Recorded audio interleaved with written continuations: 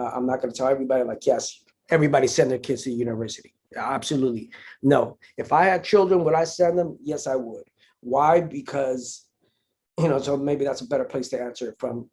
Because of the...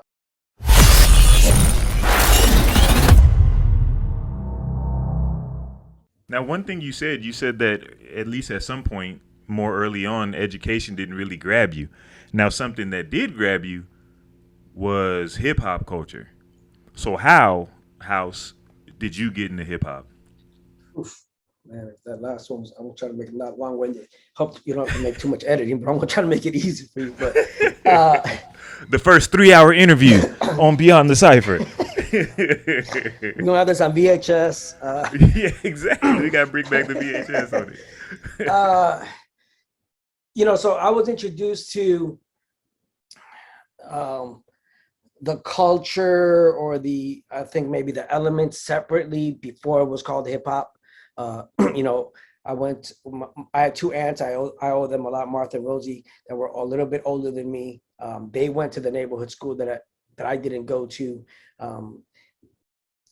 Being around them, I was introduced to gangs, and I was never in a gang. They weren't in a gang, but that's the people that were around. That was their friends. To late night arcades, and getting chased by the police for curfew, or so they would take me to a lot of parties.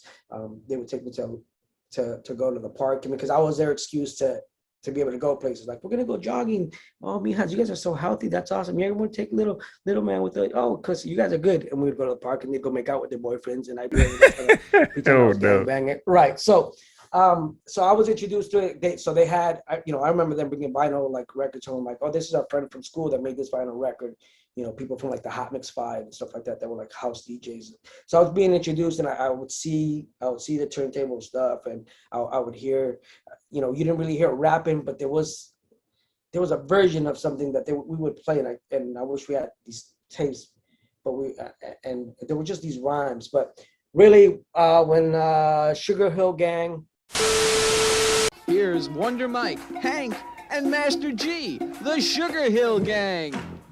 The hip hop, you don't stop. Rock it out, baby, rubber to the boogity bang bang, the boogie to the boogity beat. Now what you hear is not a test. I'm rapping to the beat, and me, the groove, and my friends are gonna try to move your feet. You see, I am Wonder Mike, and I like to say hello.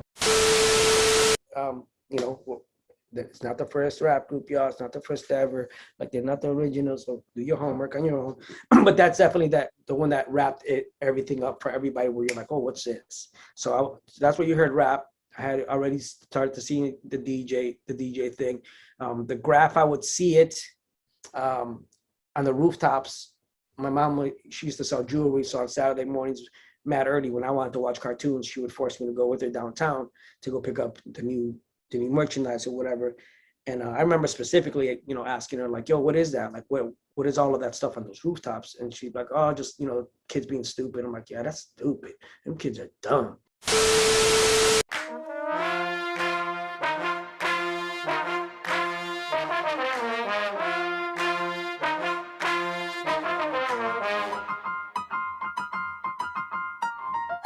Like it or not, street art is everywhere in Chicago. Some find it beautiful, some think it's a nuisance. Some of it is commissioned, most of it illegal. One thing is for certain, we are in a graffiti renaissance, and who better to help us navigate that renaissance than the man who has plugged in himself, author and poet Kevin Coble. Kevin, thank you so much for having me out here today. Welcome to the Crawford Steel Plant, which is one of the only permissive-based graffiti centers in the city, maybe the world, maybe the country for sure. All of what you see, all of what we're seeing now is permissive. It's not necessarily legal, it's not necessarily illegal. It's writers and graffiti artists from really all over the country who come and make this a destination.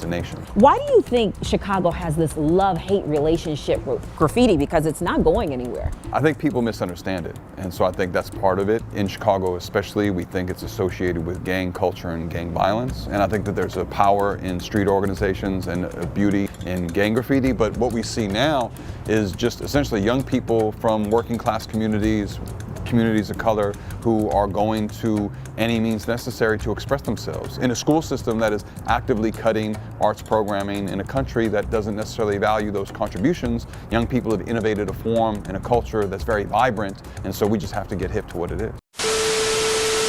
And, you know, a few years I later, wanna do it. there I am on those same rooftops.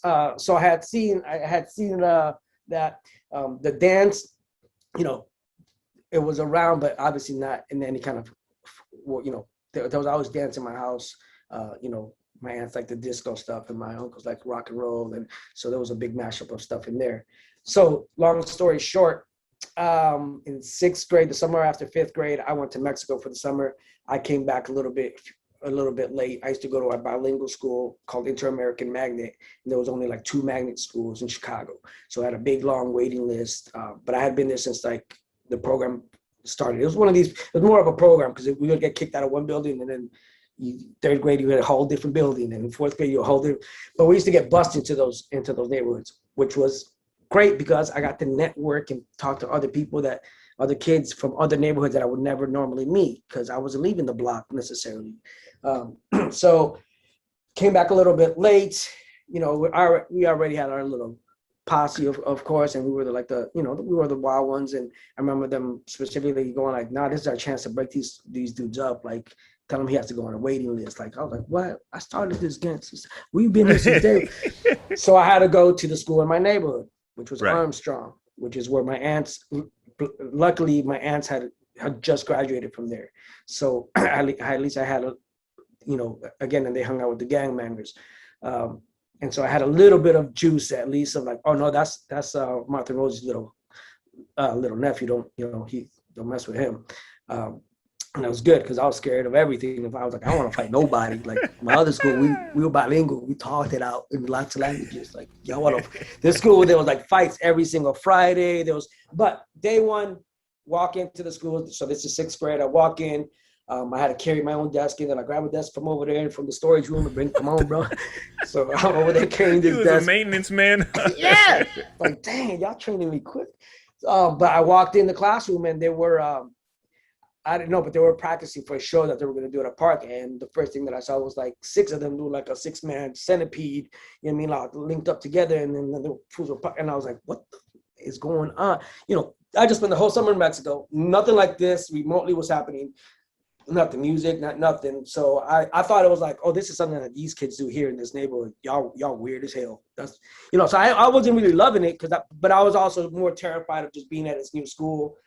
It was predominantly Black and Mexican, you know, and, you know, it was obviously just, you know, I already knew the stories from my aunts. Like, this is a tough school. This ain't, you know, and probably up to that age still, I'm going to put it out there. Because I had a big curly crazy hair, or I had long hair most of my life. But people still weren't sure, is that a boy or is that a girl? Because I'm little, I'm tiny too, and I was pretty back then, believe it or not. Which I had a pretty face or something. But you know, so I even had that. But that happened. So that was my first, like, you know, but I remember calling my boys back about, yo, these kids, and they're like, yeah, we doing it too. Like, and I was like, what is going on? You mean? And so I was like, okay, this is not just here. And then I went to Potawatomi Park. They were having a show and they performed, and it was, you know, again, it was all the group of us. Because, you know, now you're hanging out after school, running around with all these kids, and it was all Blacks and Mexicans, but there was one little white boy named Chad, little redheaded, freckled face, smaller than me, which was impossible, but he was smaller than me. But I remember them doing this show, and it was packed. You know, the whole park was packed, and I remember this little white boy Chad just doing these windmills, and I just the energy that filled that room was like nothing I had ever felt in my life. Like, he just, you know, the whole roof came off, and I was just like, holy cow, like that's crazy. And then the reaction that I saw him get afterwards, you know, because now he's the minority in this group. He's the outcast. But like the juice that I saw him get, the girls were talking to him, the guys were talking, and I was just like, yo, he's little and he can't fight either. And okay. But it was also like, but it was still dancing and it was music because I liked it, but I was so intimidated to do that at my house because you had to dance with a girl and you had to dance these steps and salsa, and and I was terrified. Like I would cry, bro, if the people they try to make me dance at the party. I would just like get anxiety and like just freak out. And so I was like, yo, I could just we can make up our own moves, and I don't got to dance with a girl, which dummy, like you should have learned. But so that from there, that second, I knew like that's it. I call it when I got bit by the bug. That was the second, and then I moved over to 43rd Avenue and McDowell. And again, to us coming from Chicago, there's palm trees, there's sun. This looks like a good neighborhood, and and now you're like 43rd and McDowell. Like I can tell stories quick about.